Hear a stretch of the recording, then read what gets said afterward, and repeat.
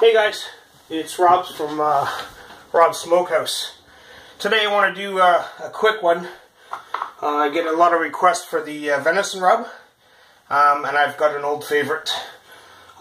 This batch I'm going to show you is just a one-time type use, but I like to keep old containers, etc., and fill them up so I don't have to make them all the time. And I know sometimes fresh is good, but depending on our gatherings and parties or whatever else, when you're doing a lot of cooking, it's always good to have some extra made for you. So anyhow, this is the venison rub.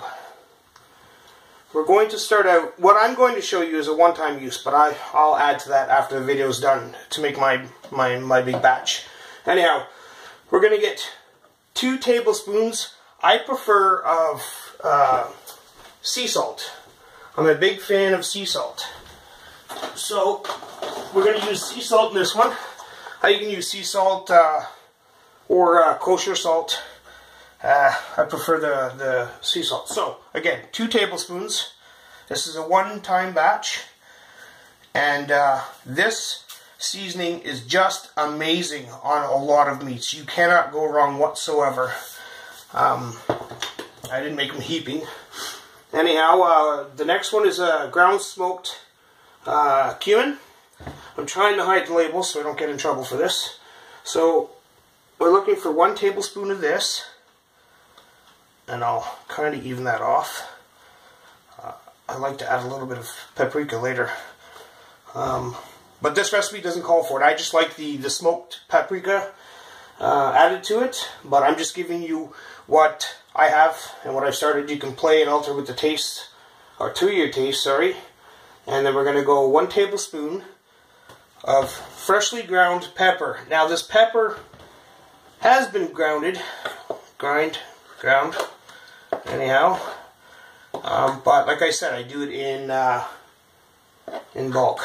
I'll try and get her leveled out. So 1 tablespoon of black pepper, preferably fresh ground.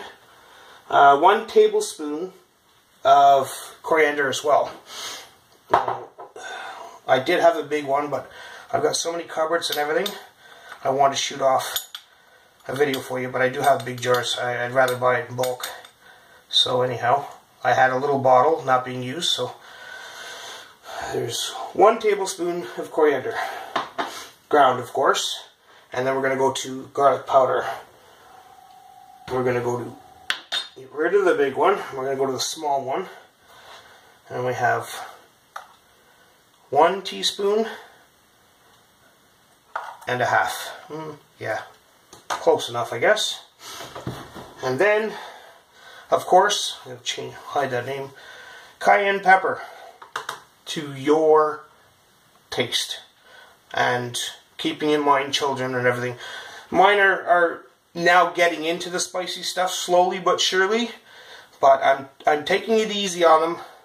In a little while, I'm sure, I'm hoping that they'll get used to it, but I love my spice. Has to have a little kick to it, eh? A little bit of eyebrow sweat. Anyhow, so we'll go over it. 2 tablespoons of kosher salt, or sea salt, which I've used. 1 tablespoon of ground smoked cumin. 1 tablespoon freshly ground pepper. 1 tablespoon ground coriander. 1½ teaspoon of garlic powder. And 1½ teaspoon of cayenne pepper. And that's it.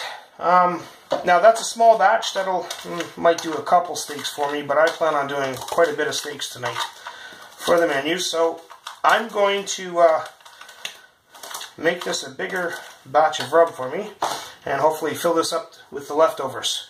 So there you have it, guys. I'll try and post the description or the ingredients for the venison rub, and like I said, try it on pretty much everything. It's amazing. When I first started hunting, I started learning about these seasonings and marinades and all for game, etc.